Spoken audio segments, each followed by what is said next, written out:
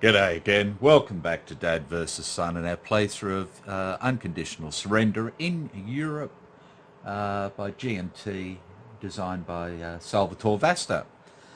Right, some stuff to fix up from last time again. I was lucky enough to have Sal actually send me an email on BGG, and he just pointed out a couple of things that I had stuffed up a bit. So one of the things I talked about last time was moving the Western Desert Force out of Alexandria up towards the Libyan border, just to be prepared for when the Italians came in. But because the West hadn't been invaded, I can't actually move that unit, so forget about that. The political failure that the West did, and I put a pro-Axis market in Romania, I couldn't do. It had to go into a country that shares a land border with the phasing faction, so the West. So it had to go into Spain, Turkey, places like that. Could not go into Romania. So I could have brought Finland in, not. But I could bring Italy in, and that's what I decided to do. So I've actually done, I've activated Italy, I've placed out their counters, the Mediterranean crisis kicked in, so we've got the French North African troops out. I've placed a convoy for them in Iran to keep them supplied. I've got the Syrian forces over in Damascus, and the two UK garrison units also came out. I've placed one in Cyprus and one in Palestine. So this is how it looks at the moment. So I've got 3 Italian units sitting up here ready to come through the French as needed. I've got a garrison unit in Sardinia. The French have got a garrison unit in Corsica. The French have got the 1st North African Army on the border here with a garrison unit. I've placed a Italian garrison unit and the 8th Italian Army in Tripoli, along with 1 convoy and 1 fleet. And that's to help keep these supplied. I've put a garrison unit in Sicily at Catania, and the Italian air unit as well, so that they can be nasty to the British if they bring Force H over and so forth. I've placed 2 convoy and 2 fleet in Benghazi, and they'll just help to supply these other units. I've got the Tobruk fort with the 6th garrison in there and the Italian 1st Army over on the border ready to go, with another garrison unit in Rhodes. So that's what I've done. I haven't put anybody in Albania because they would have been in short supply, and I didn't want to do that at this stage. So that's what's happened. So thanks very much for that, Sal. Very much appreciated. I've taken the plunge and decided to go with the Mediterranean crisis. Right, so getting into the next turn, we're looking at January 1940, weather phase first, and here we go. And we have a 1 for the cold zone, and that is poor weather. We have a 6 for the mild zone, which is severe weather. And we have a 3 for the warm zone, which is also poor weather. Right. Okay, so next up, declare war phase. Not going to happen. Not this term, that's for sure. Economy phase, I've set out the production values. So again, the Germans have 28 production. Egypt. The Italians have 12 production. British, as usual, have 18 production. French, 16. And the Russians have their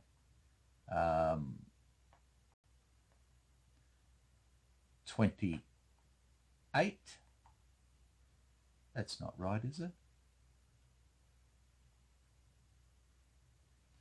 Hang on a tick. They've got Eastern Poland for 1, and they've got Karelia. So, sorry about that. So they've got Viborg for 2. So they've actually got 30 production, if I remember correctly. Yeah. Now that may be wrong, but I'm pretty sure their factory count started at 9, now it's up to 11. Yeah, 22. I'm an idiot.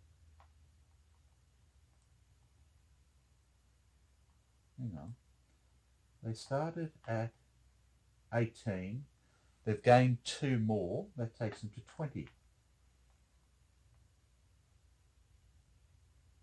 9, 10, 11, 22. Sorry about that. I'm just being a twit at the moment. Again, sorry for the air conditioning noise, but it's a little bit nippy again. Strategic warfare. Again, we haven't gone into the West yet, so that doesn't worry us. Strategic movement. For the Axis, what do I want to do? I don't believe there's any need for strategic movement for the Axis at this time.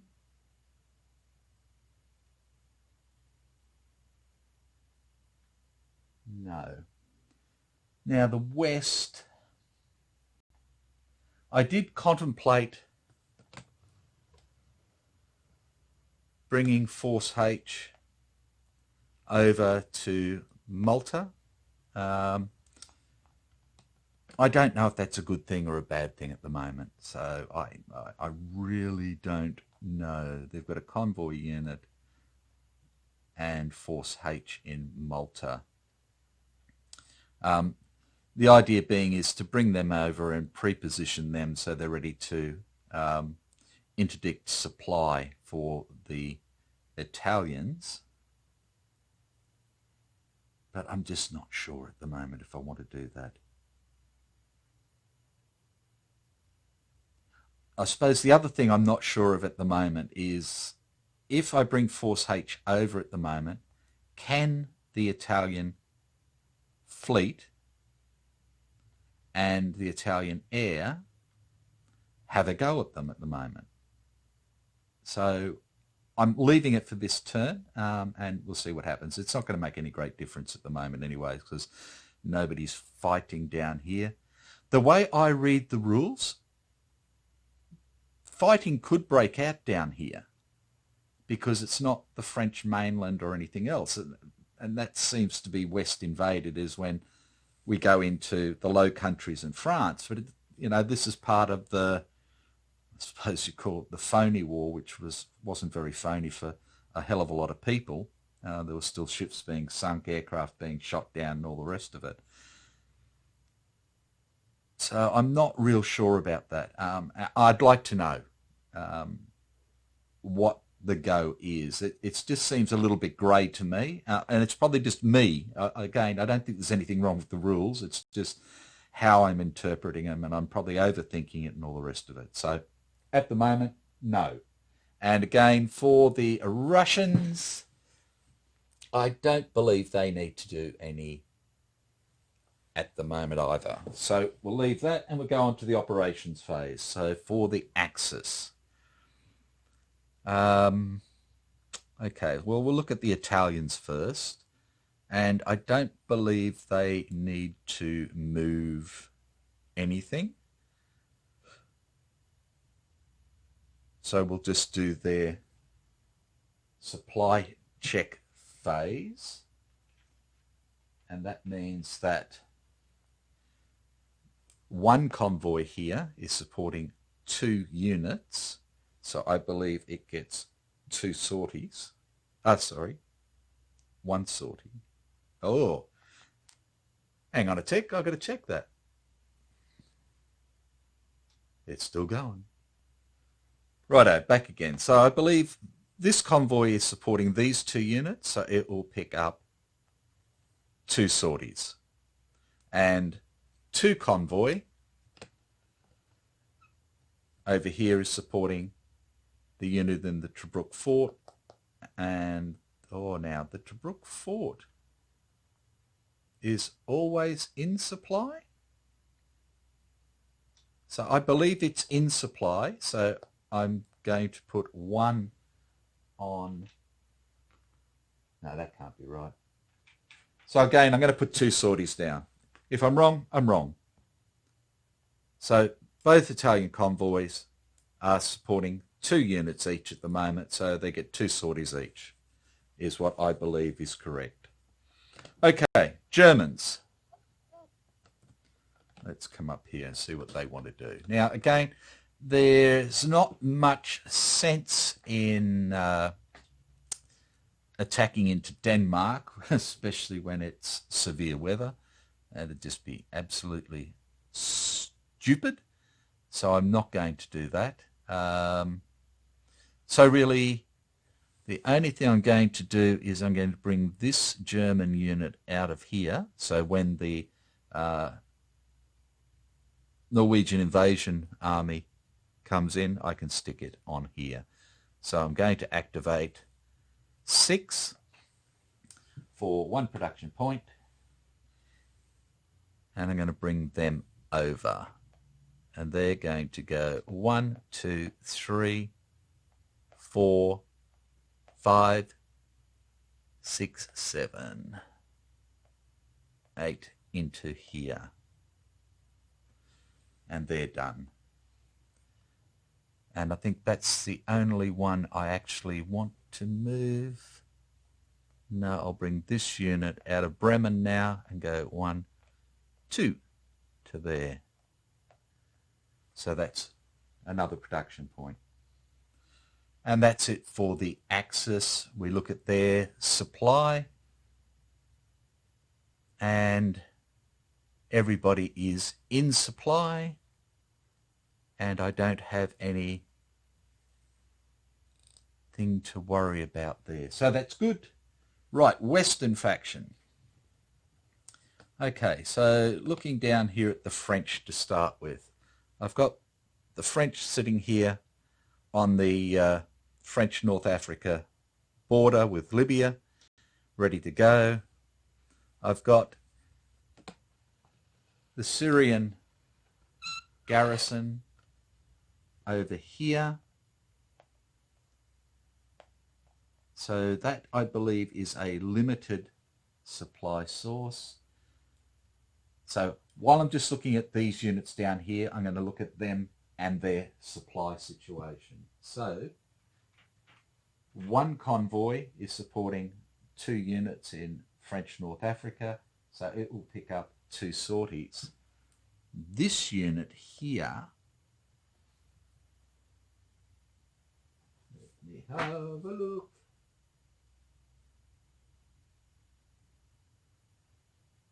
So I believe it gets a low supply.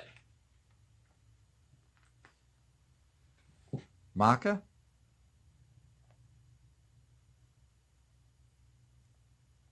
And it just stays in low supply. Right. So that's the French in North Africa and Syria. This unit's not going to move. It's on an island, so it remains in supply because it's on an island port. Right, now, do I want to move any of these French units? Or again, do I want to do anything here? And there's not much sense in trying to do a little bit of air warfare there because it's severe weather. So that's just going to be a no-go.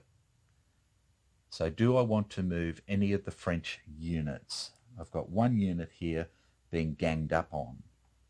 Would it be worthwhile to bring another unit down to maybe here, or here in fact? Because if this unit goes, this unit will act as a stopping point here. So I'm going to activate 10th Army here for one production point. And he's just going to come down. He's going to go 1, 2, 3, 4, 5, 6 into there. So do I need to bring maybe one of these other ones down? They get kicked out of there. I think we're going to come out of Calais. So another production point. He's going to go 1, 2, 3, 4, 5, 6. Just down there as a reserve unit. Everybody's in supply. There's no hassles at all for the French there. They're doing well.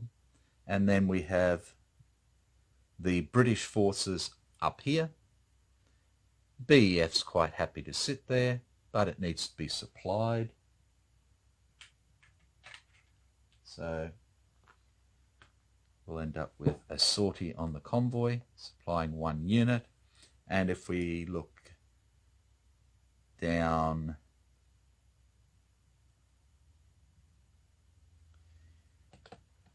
here,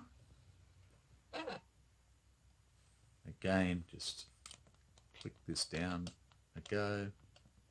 No, it doesn't really want to, that's fine. Okay, so again, we're here on Cyprus, we're on an island port, so we're in supply. But the Western Desert Force and the Palestinian garrison both require supply, which I'm going to do from 4 convoy. So 4 convoy picks up 2 combat sorties as well. And that is that. And then we go into the Soviet operations phase. And do we want to do anything? Okay, so we've got Vyborg, we've got the Leningrad fort done in case Finland comes in. We could bring this one up here if we wanted to. This one's good.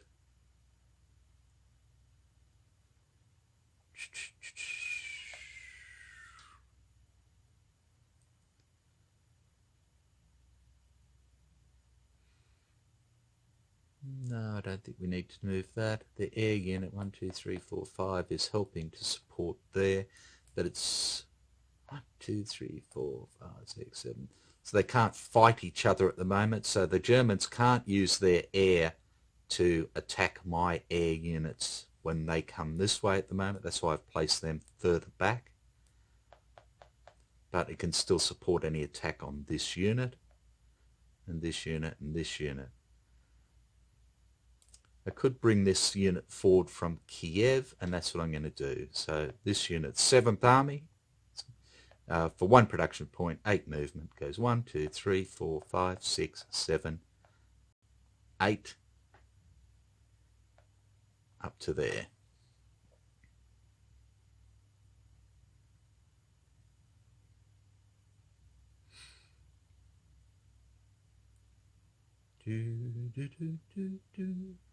Do I want to move this unit here? I can't go into Estonia or Latvia or Lithuania at the moment, but I could bring it forward, and then it's ready to come back around over to this border area as required. So I'm going to do that for another production point. It's just going to come forward 1, 2, 3, 4, and just sit there. So that's 2 production points for the Soviets.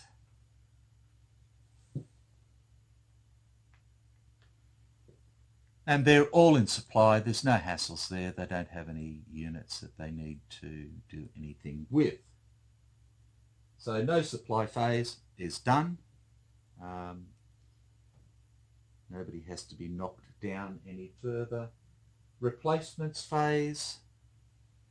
Okay, for the Axis, we only have effectively, for the Germans, we have this unit here for 1 replacement point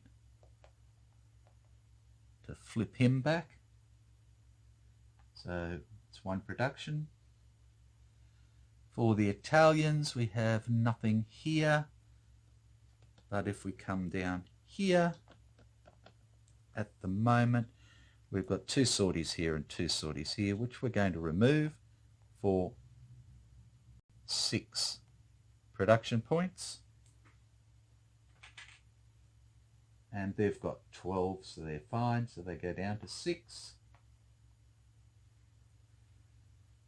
And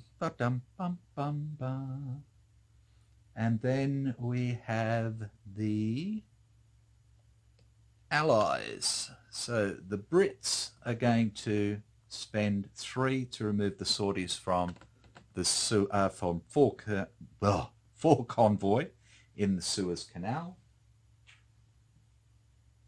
So they go down to 15. And they're also going to spend another, no, they're not going to spend, they're going to leave that one at the moment. They don't care. They can wait till that comes up to 2. It doesn't really matter. I know they've got the points to spend, so, but I'm just trying to get into where justifying the use of the production points and getting the most out of them. Okay, the French are going to remove the sorties off 1 convoy here in Iran. So that'll cost them 3, taking them down to 11. And the Russians have nothing. So we're done there. Upgrades, there are none. Mobilization. Okay, so for the Axis, we have the Norwegian army to come out, and it's going to go into Hamburg. That's 1. And we have 5 Luft to come out. It doesn't cost anything to come out, but it comes out, and I'm going to place it where? I'm going to place it in Dusseldorf, and it comes out with 4 sorties on it.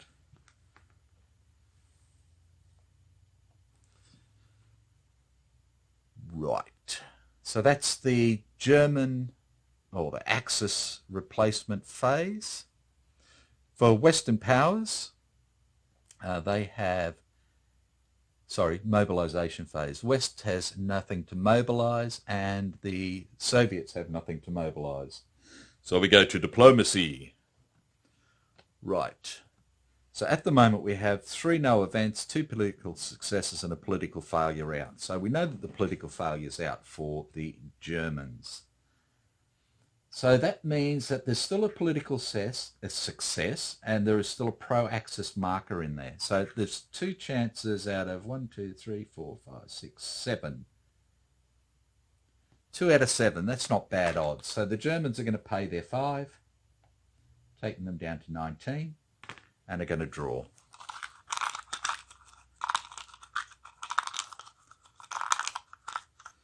and they get a no event. Not a hassle. Now the Western faction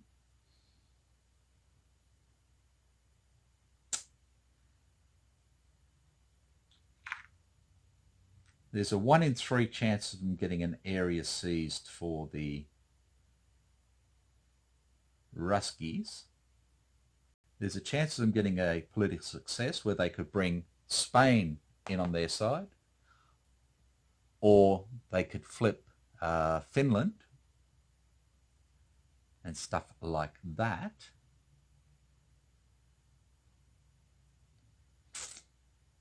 Dum, dum, dum.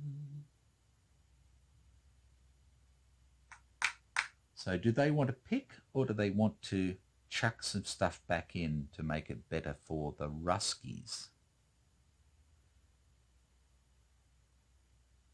And I think they're going to spend the 5 and they're going to have a go. They're going to pick.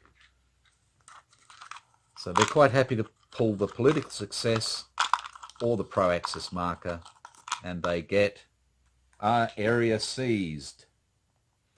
Right, so area seized for the Ruskies. And let's see where they want to go. So they've got a choice. They can go into Bessarabia, which gives them a good defensive position along here. Or they could start to go into Lithuania and start to get troops up around here, which will put pressure on Königsberg and so forth.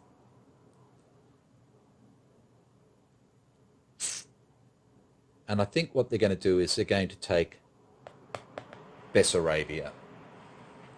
Now let me just find that one.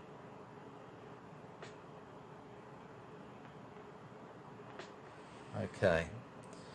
So Bessarabia is ceded to them. I'm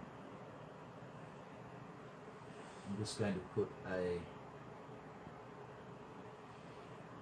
pro-Soviet, oh sorry, no, not pro-Soviet, the Soviet control marker in there, just so I don't forget. That gives them a unit into their eliminated box. That gives them another factory, taking them up to 12 factories for this one in Kishinev. And I think that gives them another 2 national will as well.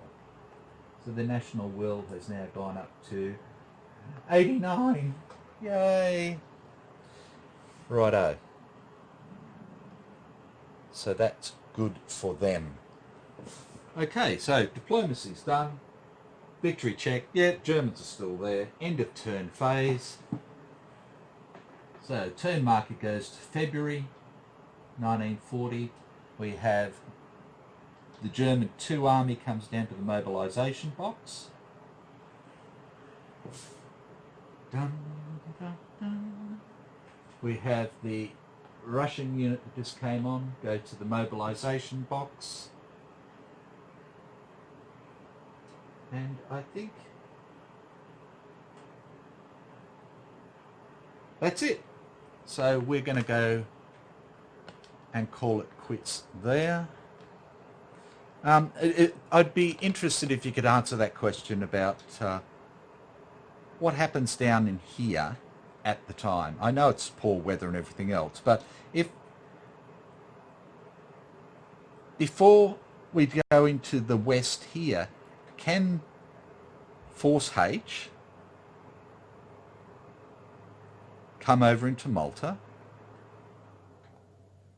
Can it be attacked by the Italians and so forth before we go into here? I'm just go back through one we talked about, but not allowed to move until West invaded or Mediterranean crisis effect occurs. So Mediterranean crisis has occurred So if I moved Force H over to Malta, could it be attacked, interdicted, whatever the word was, sorry, by the Italians and maybe pushed back or not? So thanks very much. Take care, and I'll catch you next time. Bye for now.